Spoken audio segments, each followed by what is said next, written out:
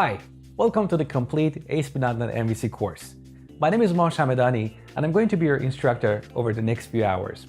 Before we get started, let me quickly show you the application we're going to build. This application is called Vidly, and it's supposed to be used at video rental stores. We have two different roles here, admin and staff member. Let me log in as admin. On the top, we have three links on the navigation bar: new rental, customers, and movies. Let's start with the list of customers. You can see this table has pagination, sorting,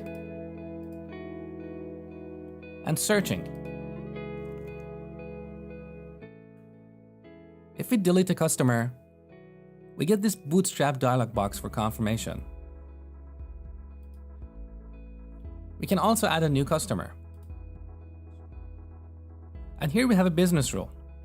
If the customer wants to go on a monthly, quarterly, or annual membership type, they have to be at least 18 years old. Otherwise, we get a validation error. So you see, this application is more than just CRUD. There are some business rules involved. Now let's take a look at the list of movies. It's very similar to the list of customers. But let me show you something. If I log out and log in as a guest or a staff member, and by the way, we can log in with Facebook as well. So with what you learn in this course, you can easily extend this application and add support for Google and Twitter authentication. Let's log in. Now back in the list of movies, I get a read-only view of the list of movies. I cannot add, update, or delete a movie. So these features are only available to admins. Now, with the list of customers and movies in the database, we can add a new rental. So when a customer comes to the counter, we look them up here, and then we add all the movies they're going to rent.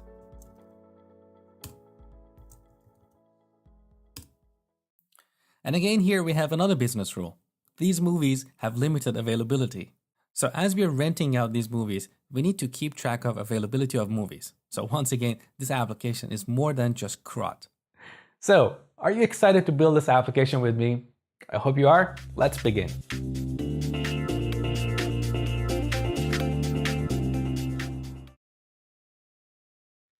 So what is this MVC all about?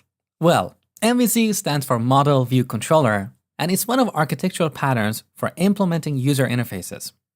Although it was originally developed for desktop applications back in the 1970s, it's been widely adopted as an architecture for web applications. And as a result, many frameworks have been created that enforce this pattern. ASP.NET MVC is one of them. There are many other similar MVC frameworks like Ruby on Rails or Express for Node. In an MVC application, model represents the application data and behavior in terms of its problem domain and independent of the user interface. For example, in our video rental application, our model will consist of classes like movie, customer, rental, transaction, and so on.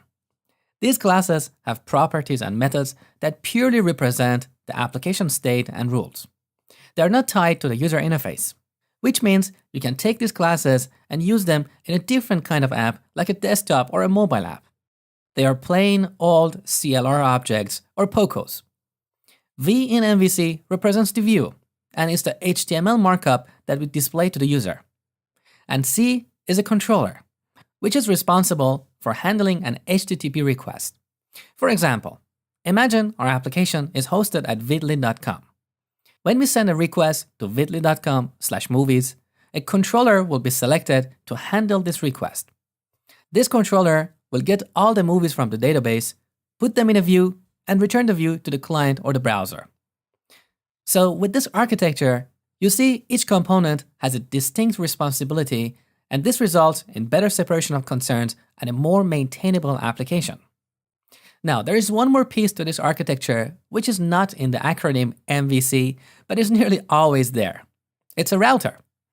Earlier, I told you that when a request comes in the application, a controller will be selected for handling that request. Selecting the right controller is the responsibility of a router. A router, based on some rules, knows that the request with the URL/movies should be handled by a class called movies controller. More accurately, it should be handled by one of the methods of this class, because a class can have many different methods.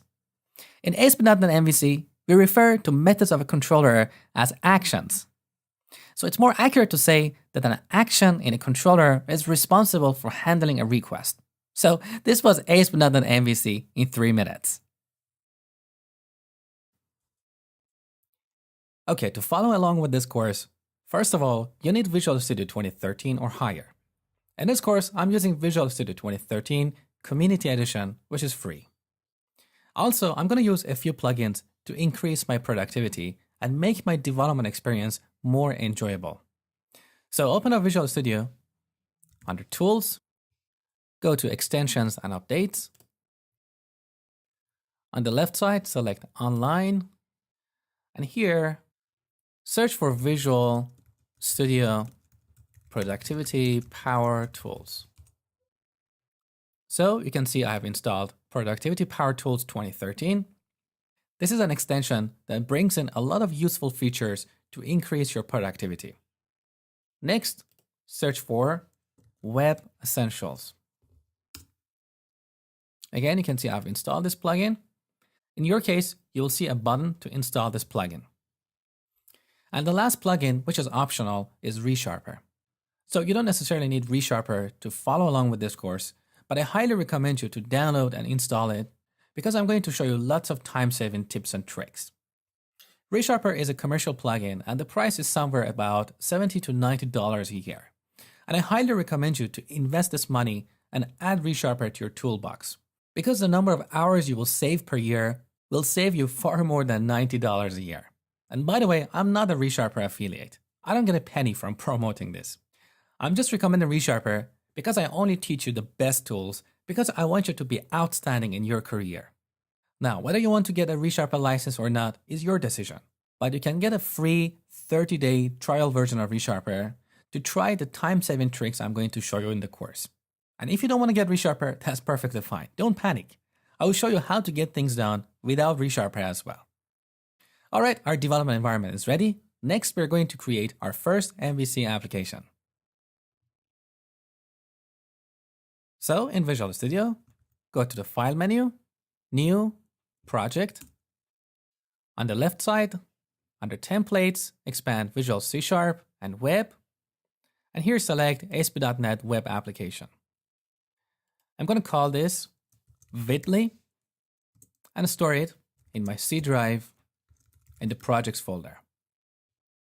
Now here you see Add to Source Control is selected because I'm going to add this to Git. If you don't have Git on your machine or you don't want to add this under source control, don't worry about this. So untick the checkbox. Okay. Now here in the list of templates, select MVC and make sure host in the cloud is not selected because we're not going to deploy this in the cloud yet. Select OK. Now, because I selected Add to Source Control, I see this dialog box where I can select either Team Foundation Version Control or TFS or Git. I'm going to select Git. OK. OK, beautiful. Our project is created. Let's see what we've got inside this project. So, open up Solution Explorer. Here we've got a bunch of folders like app_data, which is where our database file will be stored. We have app_start, which includes a few classes that are called when the application is started. Let's take a look at one of these, for example. Route config. So this is the configuration of our routing rules. Here you see we have a route with the name default and with this URL pattern. So if a URL matches this pattern, the first part of the URL is assumed to be the name of the controller. The second part is assumed to be the name of the action. And the third part is an ID we can pass to that action. With this rule, if we send a request to /movies/popular, ASP.NET Runtime will call a method or an action called popular in movies controller. Or as another example, if we send a request to /movies/edit/1, ASP.NET Runtime will call the edit action of the movies controller and will pass 1 as the ID to this action. So back here, you can see we have some default values in this route. So if our URL doesn't have any of these parts, it will be passed to the home controller. Similarly, if the URL has only the controller but not the action, it will be handled by the index action. So if we go to /movies, since the action name is not specified in the URL, it will be indexed in movies controller. Also, you can see that ID is an optional parameter.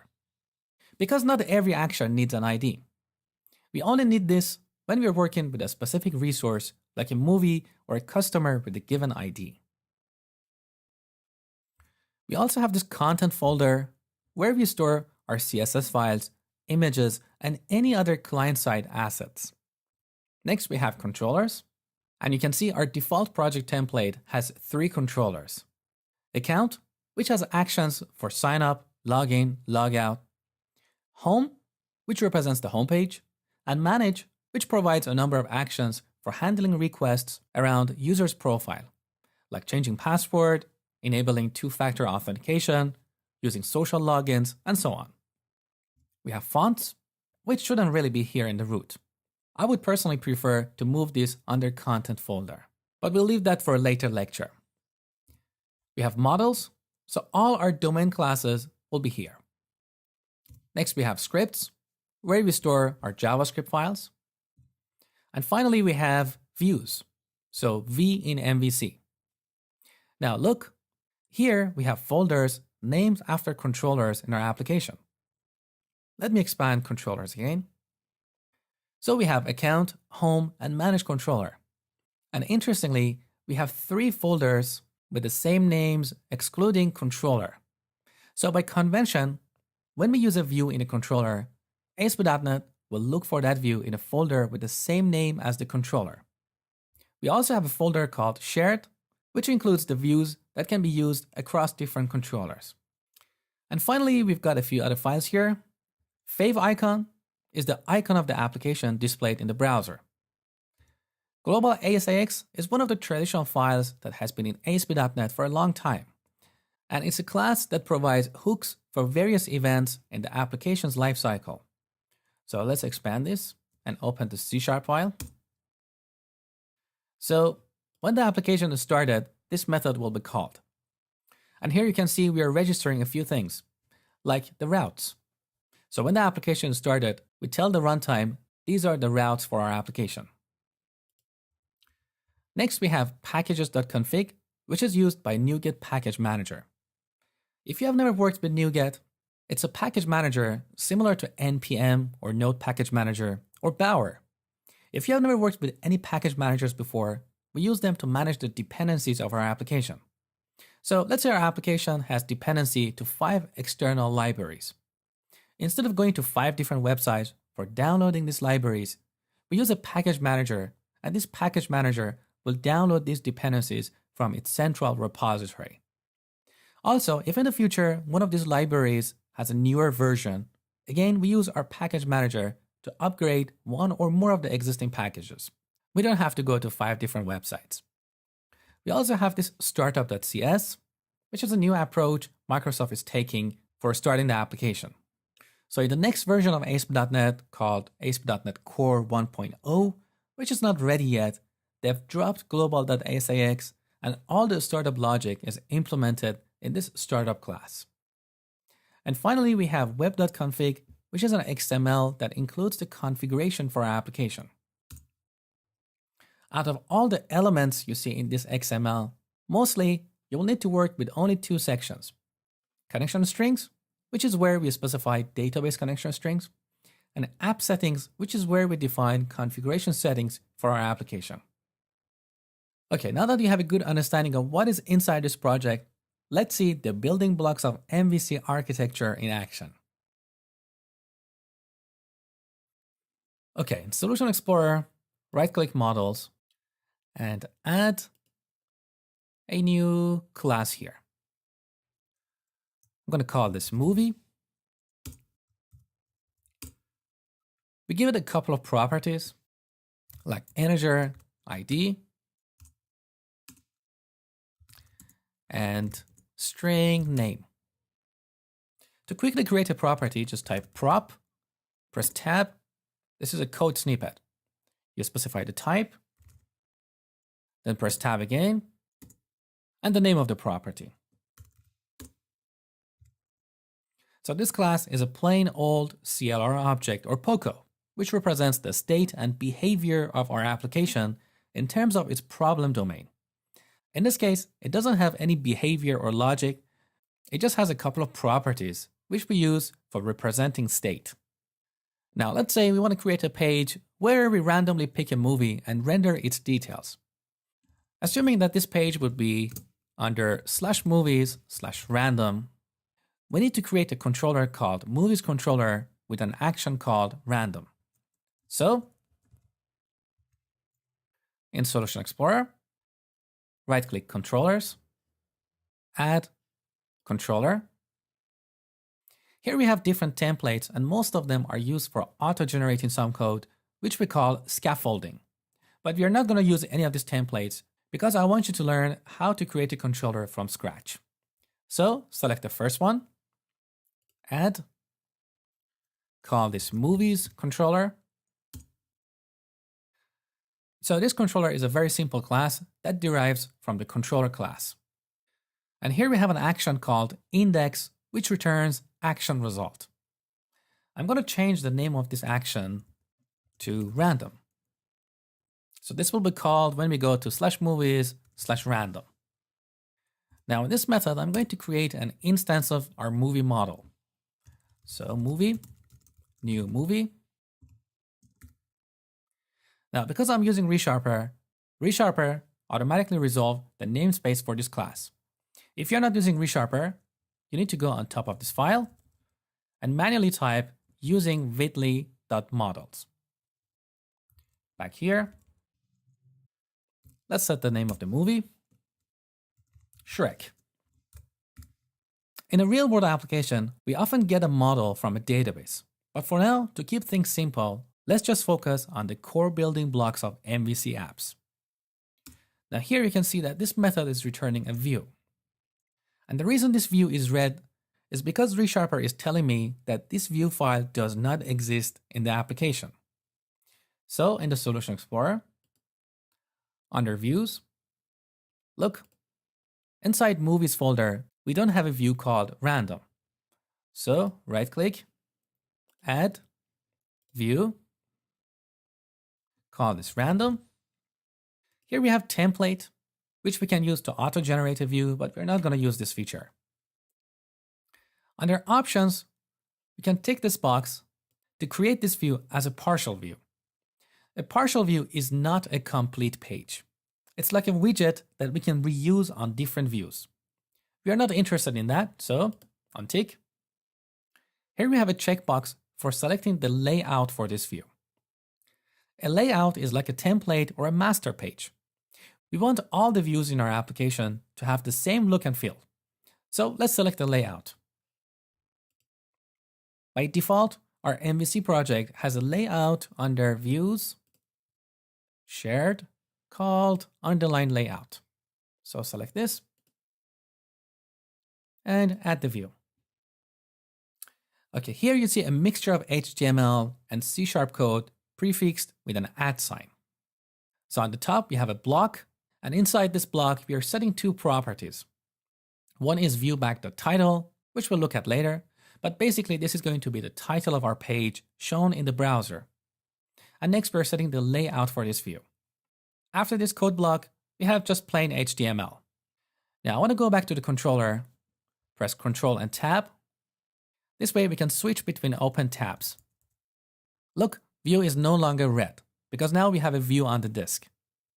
Now I want to put this model, movie model, in our view so we can render it. Again, Ctrl Tab to go back to the view.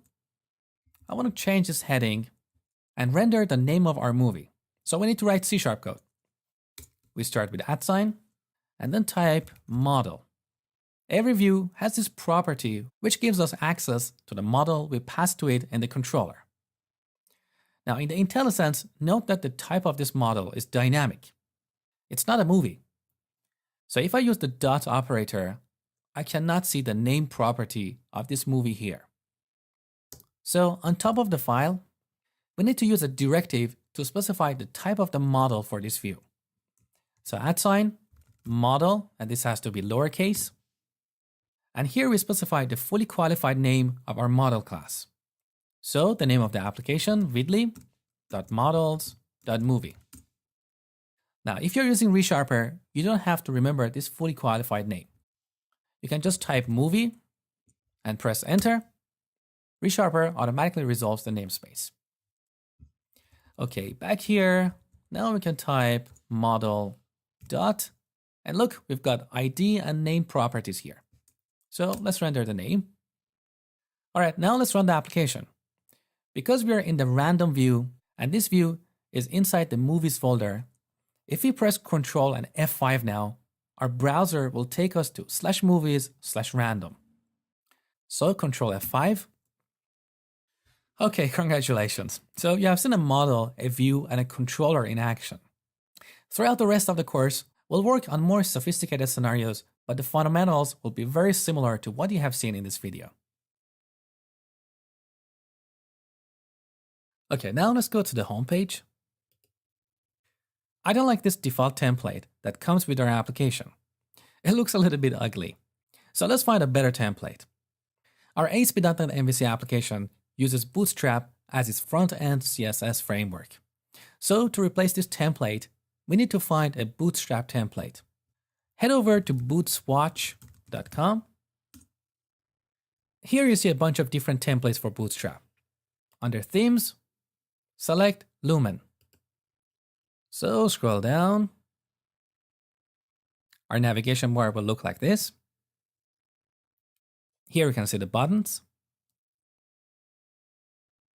tables, forms. So nice and clean. Now under Lumen, select bootstrap.css. This is the Bootstrap CSS file, but with modified styles. You need to save this file on the disk, and I would suggest to call it bootstrap-lumen to distinguish from the original Bootstrap file. Then add it in the project under the content folder. So here you see I have both Bootstrap and bootstrap-lumen. Now we need to replace the reference to Bootstrap with bootstrap-lumen. So under app_start, open up bundle config. This is where we define various bundles of client-side assets. For example, we can combine and compress multiple JavaScript or CSS files into a bundle. And this way, we reduce the number of HTTP requests required to get these assets when a page is loaded. And this results in a faster page load. So here you see we have a few bundles, one for jQuery, and inside this bundle, we have the jQuery script. We have another bundle for jQuery validation plugin, and inside this bundle, we have all the files that match this pattern. We have another bundle for Modernizer, one for Bootstrap, and another one for our CSS assets. Inside our CSS bundle, we have Bootstrap and site.css, which includes a few generic styles for our application. Now add -lumen here. Now, because we have modified our C# code, we need to compile it in order to see the changes. So press Ctrl and F5 to compile and run the application again. All right, here's our new homepage with a new look and feel. Now get ready for a quick quiz. I want to test your knowledge about what you have learned in this section.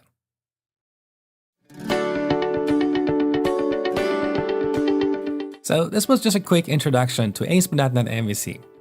Now let me quickly give you a heads up about what is coming up over the next few sections. In the next section, we're going to look at the fundamentals of ASP.NET MVC in detail. By the end of this section, you will have a good and in-depth understanding of how ASP.NET MVC works. Next, we'll use Entity Framework to connect our application to a database. We'll be using Code First workflow for this, so if you're new to Code First, this is a great eye-opener. Then we'll add forms and implement validation. So at this point, you will know how to implement CRUD operations in ASP.NET MVC. Next, we'll look at using ASP.NET Web API to build RESTful services. So I will explain what RESTful convention means and how you can create RESTful services using ASP.NET Web API. Once we build our APIs, we'll shift our focus to client-side development. So we'll use jQuery to consume some of these APIs. In this section, you're going to learn about two very useful jQuery plugins. Next, we'll implement authentication and authorization using ASP.NET Identity Framework. So you will understand exactly how ASP.NET Identity works and how you can customize it for your applications. Next, I will talk about performance optimization. I will introduce you to 3-tier architecture, and for each tier, I will show you how you can optimize the performance of your application in that tier. Then in section 10, we'll put everything together and I will show you a systematic way to build a feature end-to-end. And finally, in the last section, you will learn about building and deployment. So there is a lot to cover, and I will see you in the next section. Well, hello, it's Mosh here, your instructor. I just wanted to let you know that what you have been watching so far is actually picked from my complete ASP.NET MVC 5 course on Udemy.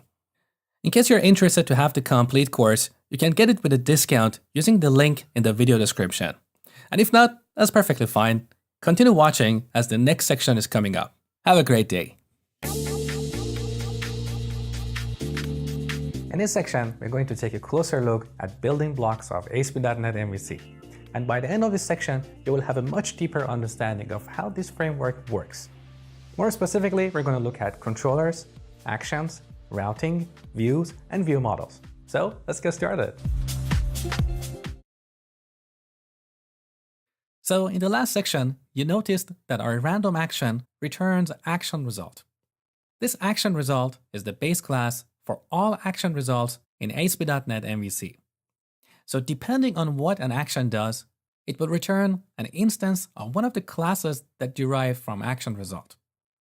In our random action, we're calling this view method here, which is just a helper method inherited from the base controller class. This method allows us to quickly create a view result. Alternatively, we can return a view result like this. Return new view result. You can see that it's easier to just call the view method, and this approach is way more common amongst ASP.NET MVC developers. Now you might be asking, why is the return type of this method action result, even though we're actually returning a view result? Well, in case of this action, we could simply set the return type to view result. And this is actually a good practice, especially when it comes to unit testing this action. This way, we'll save ourselves from an extra cast in our unit tests. We'll look at unit testing in the second part of this course. But sometimes it's possible that in an action, we may have different execution paths and return different action results. In that case, we need to set the return type of that action to action result so we can return any of its subtypes. Okay, view result is one of the action results that you work with most of the time. Let's take a look at other types of action results. We have partial view result to return a partial view, content result to return simple text, redirect result to redirect the user to a URL, redirect to route result to redirect to an action instead of a URL, JSON result to return a serialized JSON object, file result to return a file, HTTP not found result to return a not found or 404 error, an empty result which is used when an action doesn't need to return any values, like void. As you can see, for all these types, except empty result, we have a helper method in the base controller class. So let's see some of these in action. Back in the code, I'm going to comment this out. Let's return content, like hello world. Let's run the application with Control and F5. And navigate to /movies/random. So look, we just get plain string content in the response. Another example, let's return HTTP not found. Now build the application with Control-Shift-B. This will compile the application without opening a new tab in the browser. Now press Alt and Tab to switch back to Chrome, and Control R to refresh the page. Okay, look, we got the standard 404 error. Now for empty result, we don't have a helper method. So if you want to create an action that doesn't return anything, you need to return an instance of empty result like this. Return new empty result. Control-Shift-B to build. Alt and Tab. Control-R. Okay, look, there's nothing in the response. And the last example. Return redirect to action. Here we specify the name of the action and then the controller. Now sometimes, as we are redirecting the user from one page to another, we need to pass arguments to the target action. To pass arguments, we use an anonymous object as the third argument to this method. So, new anonymous object. Let's say page is 1 and sort by is name. Build. Back to Chrome. Refresh. Okay, look, we got redirected to the home page. And you can see in the browser address bar that the arguments we sent are appearing as part of the query string. So this is pretty much all you need to know about action results. By the way, don't think you need to memorize any of this stuff. For the most part, you'll be using view, HTTP not found, and redirect result. In the last lecture, we looked at action results, which are the output of our actions. Now, let's take a look at action parameters, which are the inputs to our actions.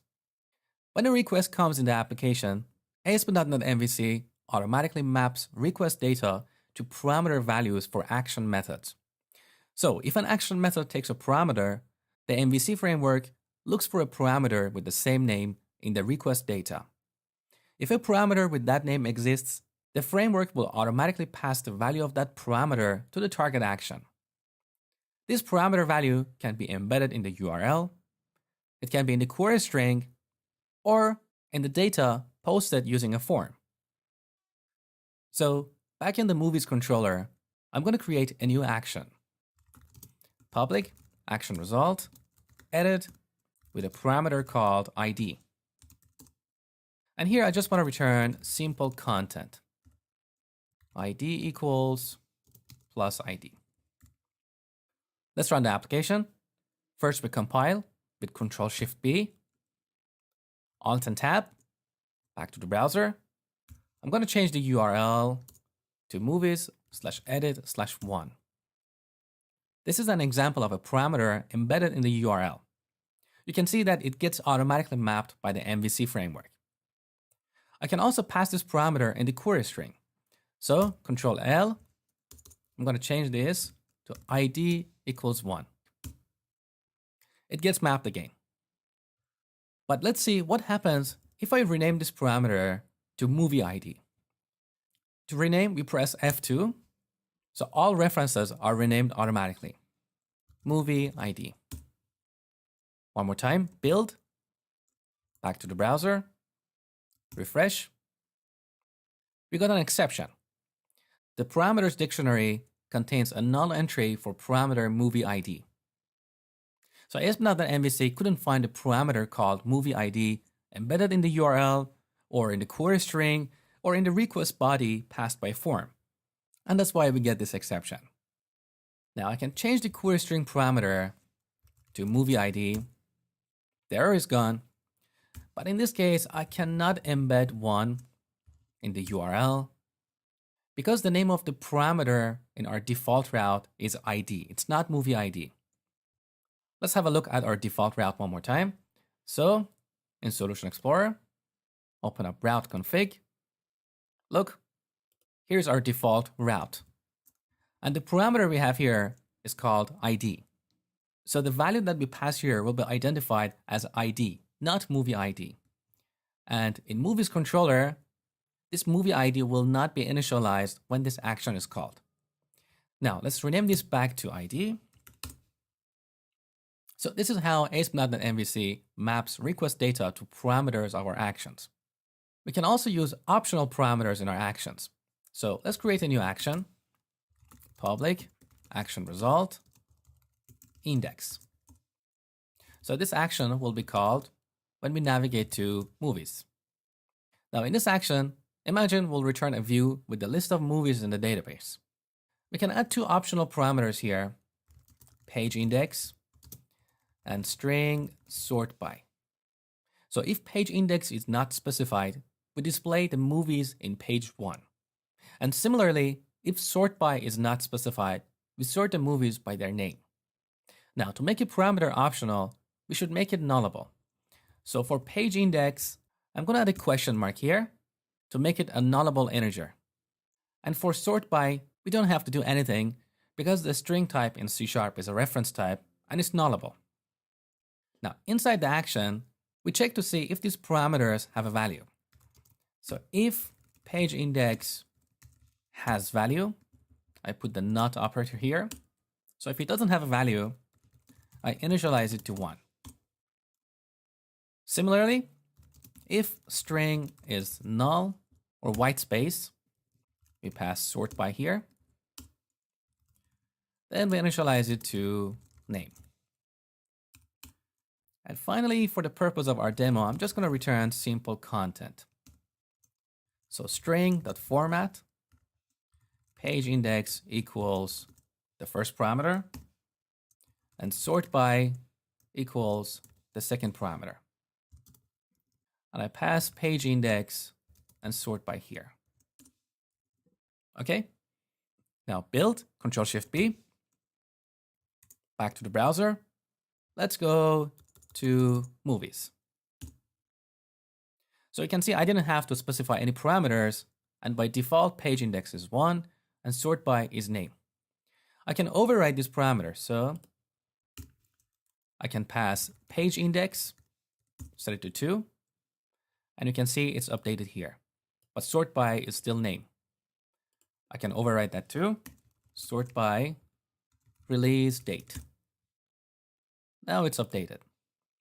Now in this case, we cannot embed these parameters in the URL because that would require a custom route that includes 2 parameters. In the next lecture, I will show you how to create a custom route. So this default route in our application works for most scenarios, but there are situations where we need a route with multiple parameters. For example, in our video rental app, we may want to have a route like this, where we can get the movies by the release year and month. So let me show you how to create a custom route. In route config class, before our default route, we call route.map route. The reason you need to add this route before the default route is because the order of these routes matters. You need to define them from the most specific to most generic. Otherwise, a more generic route will be applied to a URL, and that's not what you want. This method has a few overloads. The one we use most of the time is the one that takes 3 parameters: name, URL, and default. So let's give our new route a name. And this name should be unique. So movies by release date. Now let's put this on a new line to keep the code consistent and clean. Next parameter is the URL pattern. So movies/released.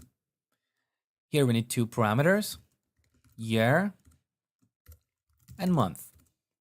And note that I've enclosed these parameters in curly braces. Now, the third argument. We need to specify the defaults. We use an anonymous object for that. So, new anonymous object. Here we set the name of the controller to movies and the action to by release date. That's it. That's how we define a custom route. Now let's create this action. So save, back to movies controller. I show you a quick way to create an action. Type MVC action 4 and press tab. So this is another code snippet. So we call this by release date. This action takes two parameters, year and month. For the month, we could use a byte because the largest number we want here is 12, but it doesn't really matter. Now here, again, I want to return simple content. So year plus slash plus month. Now build, back to the browser. Let's navigate to movies, /released. I'm not specifying any parameters. We got a 404 error because our URL has not matched any of our route patterns. Now let's put the year and the month. So our route parameters are here. We can also add constraints to our route. For example, let's say we want to enforce that the year and month parameters to be 4 and 2 digits respectively. So back in our route definition, we supply another argument to mapRoute method. Again, we use an anonymous object. And here we can use regular expressions to apply constraints. So I want the year to be 4-digit number. So set it to a verbatim string, \d, which represents a digit. And the number in curly braces represents the number of repetitions. The reason I put an @ sign here is because \/ is an escape character.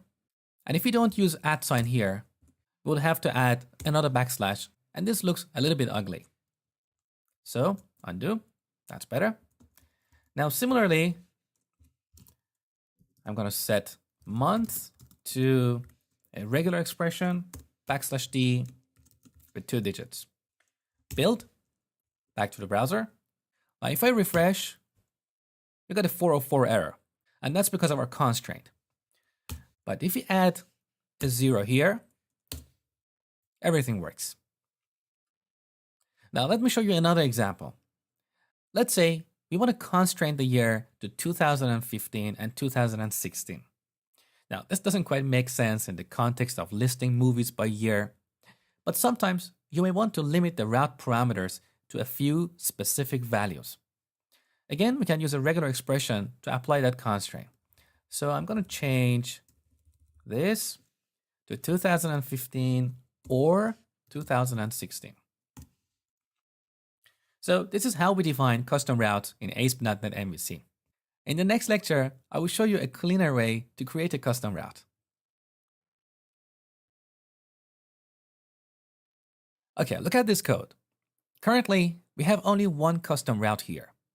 But if you're working on a large application, sooner or later, this file is going to grow with a lot of custom routes, and over time, it becomes a mess. Plus, another issue with this approach is that you have to go back and forth between your actions and custom routes. And the third issue is that if we go back to Movies controller and rename this action to by release here, you can see it's not updated here, and that's because of this magic string. So when we rename a controller or an action, we have to remember to come back here and apply that name change as well. So this code is fragile because of this magic string. In ASP.NET MVC 5, Microsoft introduced a cleaner and better way to create a custom route. Instead of creating the route here, we can apply it using an attribute to the corresponding action. So you might ask, Mosh, why did you teach me the old and poor way of creating custom routes? Because you may be working with an existing code base with convention-based custom routes. So you need to understand how they work. But if you're building a new application or improving an existing one, I would recommend you to use attribute routing. Now let me show you how to define this custom route using an attribute. First, in order to use attribute routing, you need to enable it. So routes.map MVC attribute routes. We call this method. Now let's delete this route. Save. Back to the controller. We apply the route attribute. And here we pass the URL template. So movies /released /year month. Now, to apply a constraint, we add colon, and then we add regex to apply a regular expression. This is like a function that we call. In parentheses, we pass the actual regular expression. So, digit repeated 4 times. Note that this regular expression is not a string. So unlike verbatim strings, we have to repeat this backslash twice. Now with attribute routes, we can also apply other kinds of constraints. For example, I can apply a second constraint to this month parameter.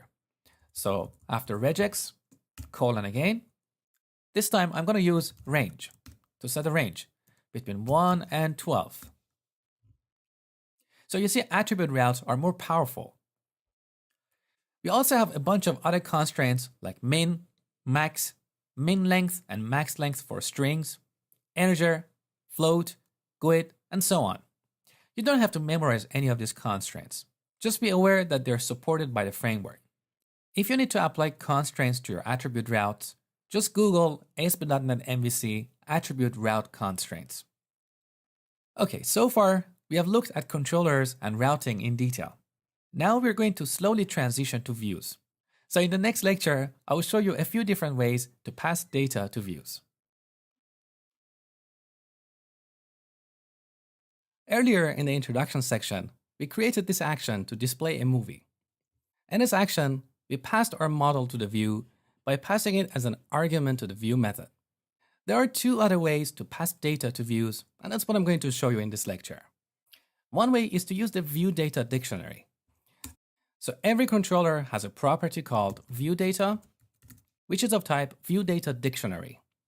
So in this example, we can pass our movie to the view like this.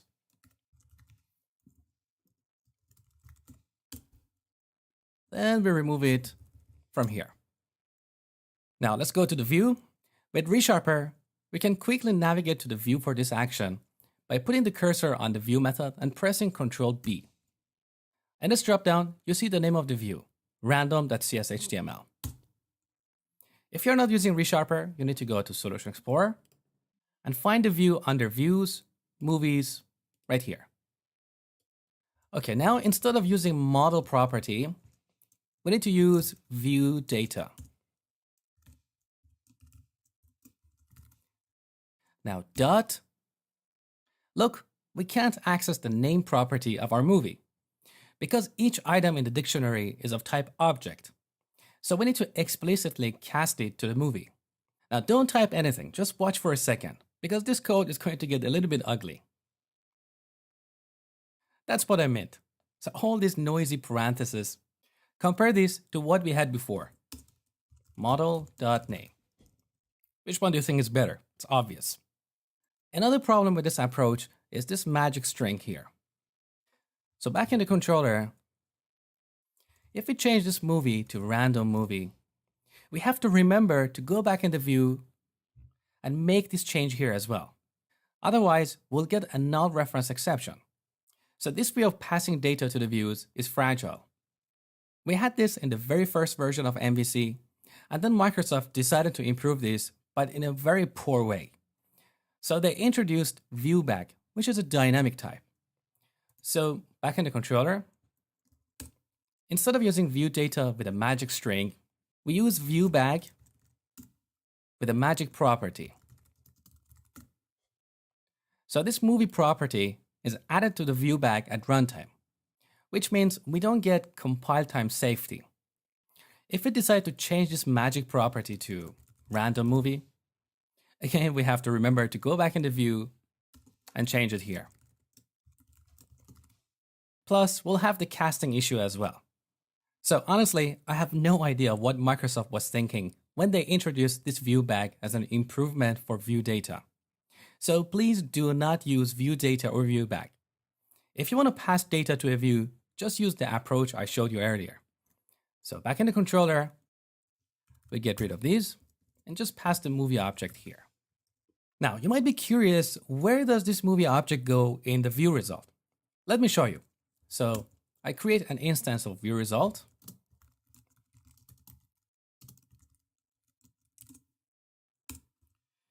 viewResult.viewData.model. So this movie object we pass here will be assigned to this property. This view method here would take care of that, so we don't have to write all this extra code. What I want you to note here is that this view data, it's not a regular dictionary. It's a view data dictionary. So you can either use it as a dictionary with key value pairs or use its model property to work with an object. And that's the preferred way. Next, we're going to look at view models. In our random view, currently we just displayed the name of a movie. But what if we also wanted to display the list of customers who have rented this movie? In our domain model, there may not be a relationship between the movie and customer classes. So we need to pass two different models to this view.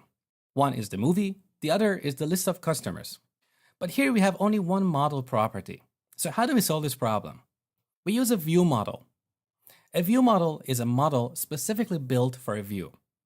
It includes any data and rules specific to that view. So let's see a view model in action.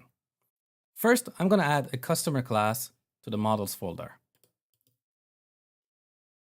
Add class, customer.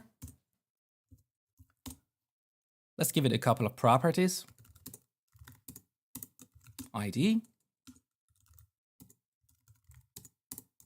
and name. Now, we use this models folder purely for our domain classes, like movie, customer, and so on. We put view models in a separate folder. So let's create a new folder. Add new folder, view models. And then we add a new class here. Random movie view model. So as a convention, we use the view model suffix. This class needs two properties. One is the movie. Note that as I type the movie here, ReSharper automatically added this namespace here. The other property is a list of customers. Now let's go back to our controller. In the random action, I'm going to quickly create a list of customers.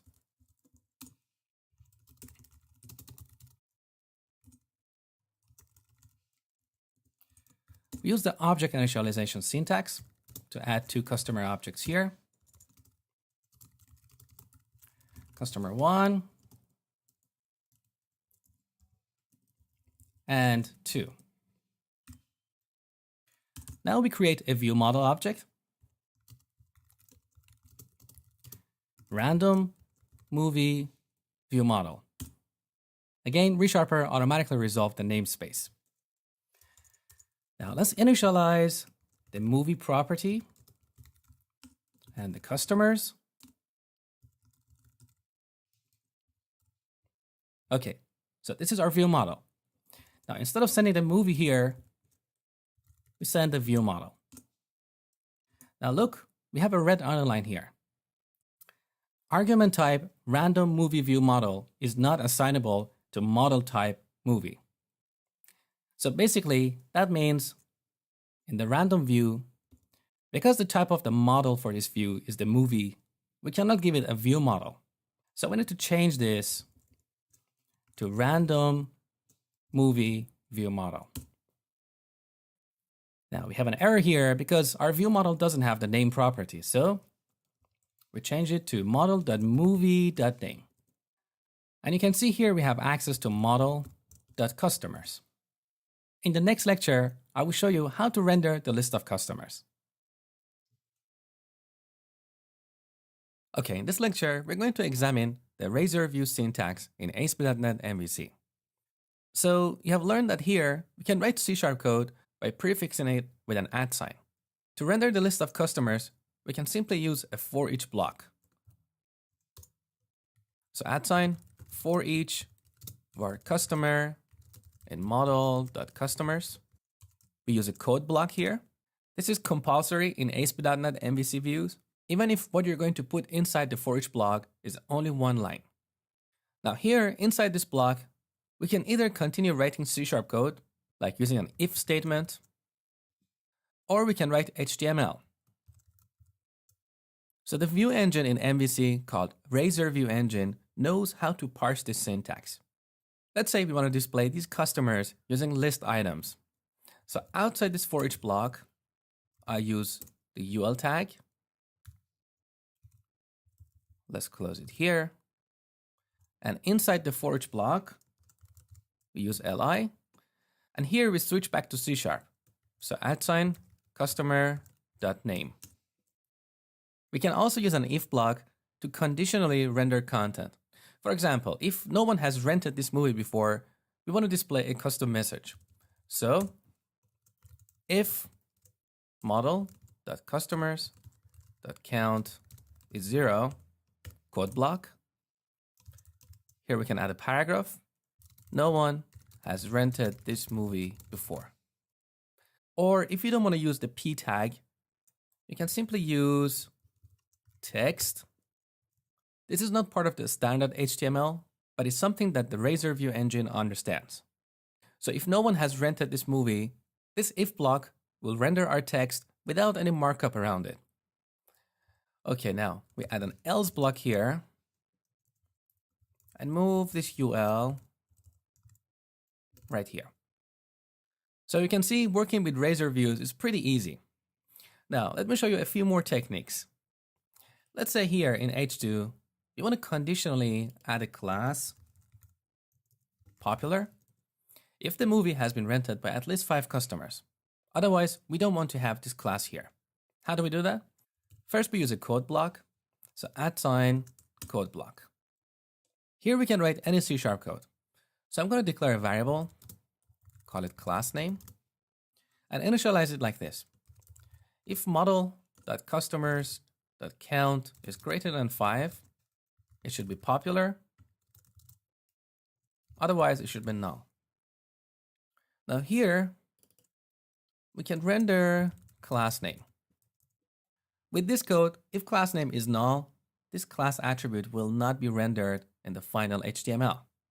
It will be added only if class name is popular. So let's try it. Run the application with Control F5. Okay, right-click the heading, inspect.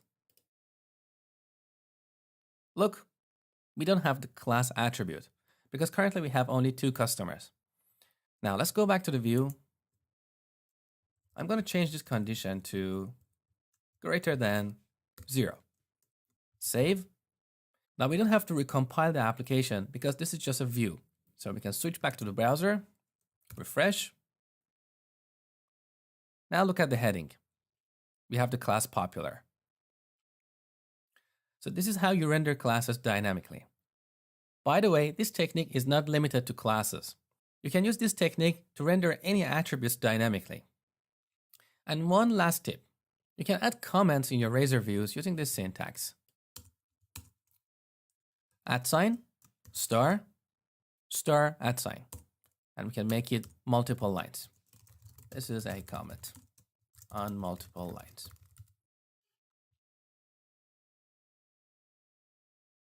So earlier, when we created a view, I briefly explained what a partial view is. In this video, we're going to take a closer look at partial views. So in Solution Explorer, open up Views, Shared, Layout. This is the Bootstrap template that defines the overall look and feel of our website. So we've got the standard HTML head and body sections. Inside the body, we've got a div that represents our navigation bar. Let's collapse this, hold down Control, and press M twice. Below this nav bar, we have a container for our pages. Note this call to render body method. So what we put in our views will be placed here when the view is rendered. And you can see below that we've got a horizontal line and a footer. Now, I told you that a partial view is like a small view that we can reuse on different views. But partial views are not necessarily for reusing markup. Sometimes we can use them to break down a large view into smaller, more maintainable partial views. For example, let me expand this navigation bar element again, you can see that we have a fair amount of markup on this view. While this is not terribly bad, we can improve the maintainability of this layout by extracting the part that represents the navigation bar into a partial view. So let's do that. Back in Solution Explorer, right-click Shared, Add, View. By convention, we prefix partial view names with an underscore. So let's call this underscore navbar. We need to tick this checkbox here. Create as a partial view. This way, this view will not have a layout. Okay, now Control Tab to get back to the layout. Scroll up a little bit. So here's our navbar element again. Put the cursor on this element, hold down the Control, and press M twice. Okay, collapsed. Control X to cut. Back to navigation bar. Paste it here. Now we can see in this partial view, we only have the navigation bar, nothing else. So next time we want to change something on our navigation bar, we can simply jump to this partial view.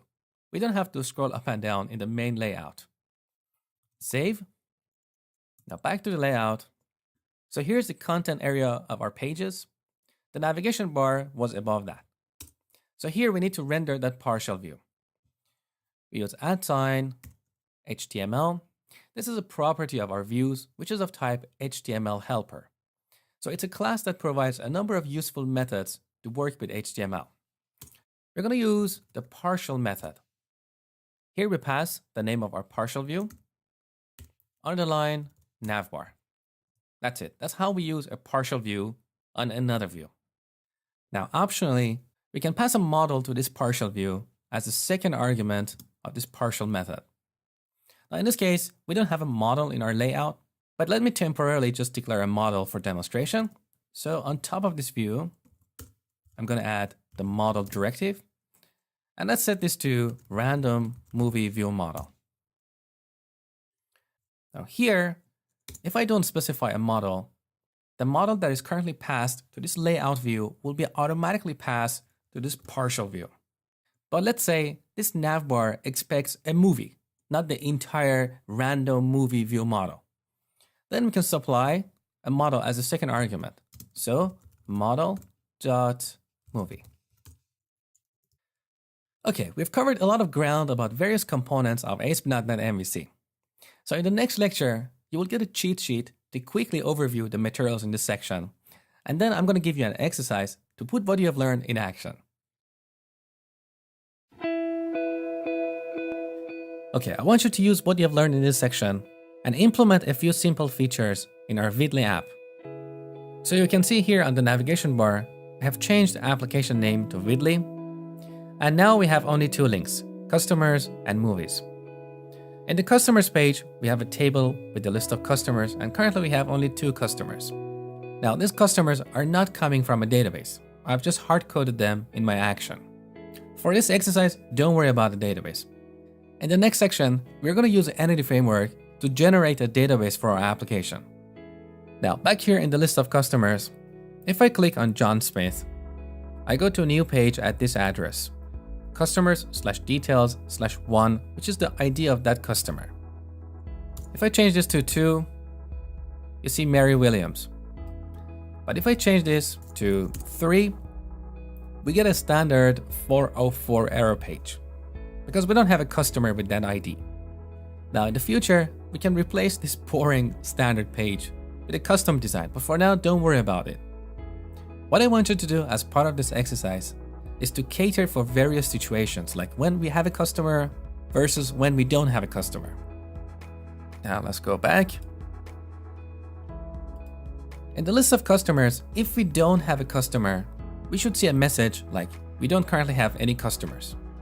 So let me temporarily go back to my action and comment out the code that generates this list. And then refresh the page. Look, this is what I was talking about. So when implementing this view, cater for these scenarios.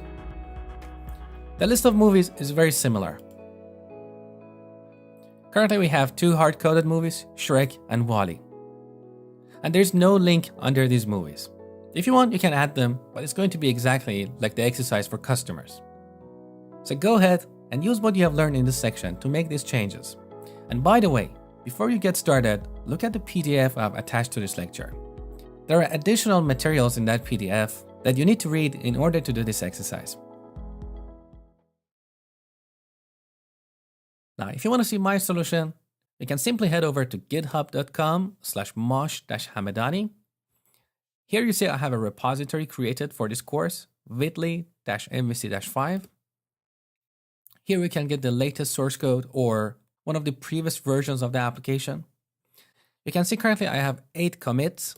So let's take a look. So as I'm recording these lectures and modifying this application, I make small changes to the code and commit it to the repository. For example, you can see in the previous lecture, I extracted the navigation bar into a partial view. Let's take a look at this commit. I'm going to change the view mode to split because it's easier to see the before and after changes. So we can see in layout.cshtml, on the left side, this is what we had, and on the right side, this is what we currently have. So the red lines were removed and the green lines were added. You can see that I removed this div, which was our navigation bar, and replaced it with html.partial method. Let's scroll down. Here is another file, navbar.cshtml, which is a new file because previously we had nothing here, and now we've got all this markup for the navigation bar. So you can see I've got another commit here, solution, section 2 exercise, display the list of customers and movies. So throughout this course, as you do your exercises, you can always come back here and look at my solution. And by the way, when required, I always add comments to my solution so you know why I did something in a certain way. So be sure to read these comments. Alright, in this module, you learned the fundamentals of ASP.NET MVC. More specifically, you learned about action results, action parameters, convention-based routing, attribute routing, and razor views. In the next section, we're going to use Entity Framework and connect our application to a database. So I will see you in the next section. Well, if you made it this far, you seem to be very enthusiastic about learning ASP.NET MVC 5. And I highly recommend you to take my complete ASP.NET MVC 5 course on Udemy. This course contains 7.5 hours of content in terms of high quality video and audio, along with lots of exercises and real-world examples. If you're interested, you can get the course with a discount using the link in the video description. I hope to see you in the course.